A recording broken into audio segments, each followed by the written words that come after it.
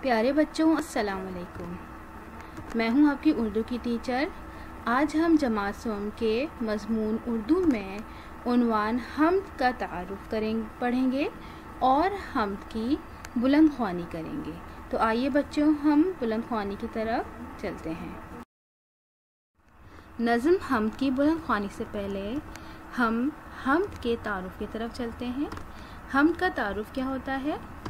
حمد اس نظم کو کہتے ہیں جس میں اللہ تعالیٰ کی تعریف بیان کی جائے، یعنی ایسی نظم جس میں اللہ تعالیٰ کی تعریف بیان کی جائے، اللہ تعالیٰ کے اوصاف بیان کیے جائیں، اللہ تعالیٰ کے بارے میں بتایا جائے، اس طرح کی نظم کو حمد کہتے ہیں۔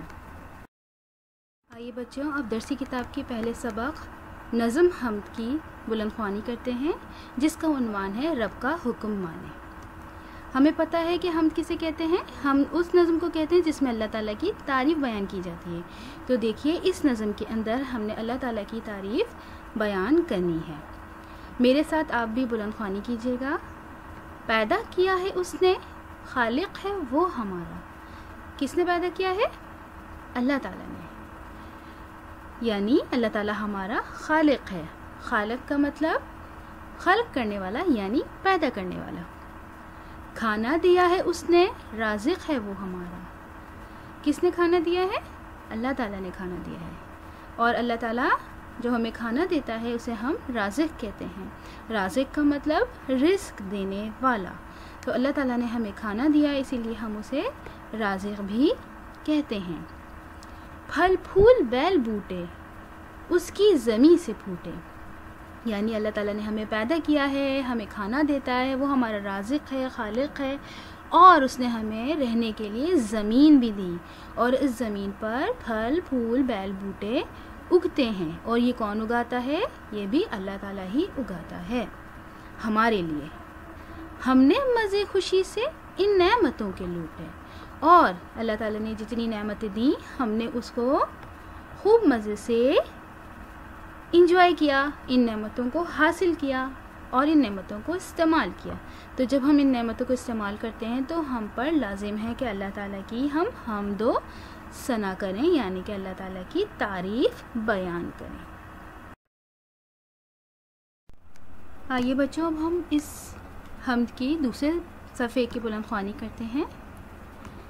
اس نے جہاں بنایا، مالک ہے وہ جہاں کا، یعنی جو جس چیز کو بناتا ہے وہ اس کا مالک ہوتا ہے۔ اللہ تعالیٰ نے جہاں، یعنی یہ پوری کائنات، یہ پوری دنیا اللہ تعالیٰ نے بنائی ہے۔ تو اس پوری دنیا، اس پوری کائنات کا مالک کون ہے؟ اللہ تعالیٰ ہے، اور مالک بھی اللہ تعالیٰ کا ایک صفاتی نام ہے۔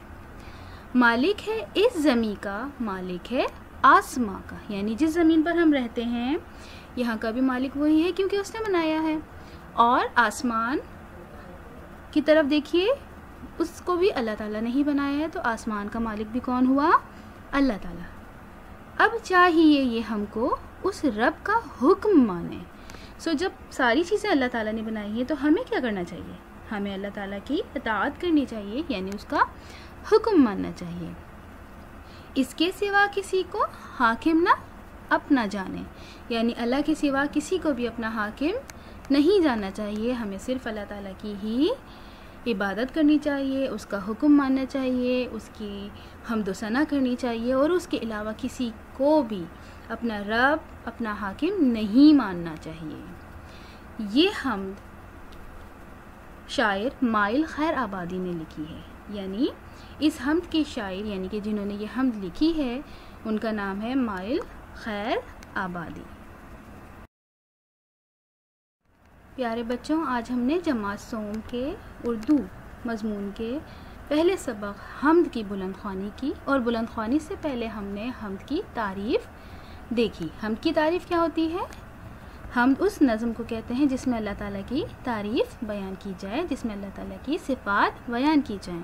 اور اس کے بعد ہم نے حمد کی بلند خوانی کی، جس سے ہمیں پتہ چلا کہ اللہ تعالیٰ نے پوری دنیا بنائی ہے، پوری کائنات بنائی ہے، دنیا میں موجود ہر چیز اللہ تعالیٰ نے بنائی ہے، اور اس میں ہمیں رہنے کے لیے زمین دی ہے، اور ہمارے سر پہ آسمان دیا ہے، اور اس میں بہت ساری نعمتیں دی ہیں جن کو ہمیں ان کا استعمال کرنا چاہیے، اور اللہ تعالیٰ کا شکر ادا کرنا چاہیے، اللہ تعالیٰ کی حمد و ثنا کرنی چاہیے۔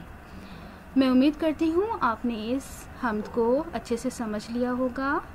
اس کی بلند خوانی آپ دوبارہ سے کیجیے گا اور مشکل الفاظ کو ذہن نشین کیجیے گا. جزاک اللہ خیرہ.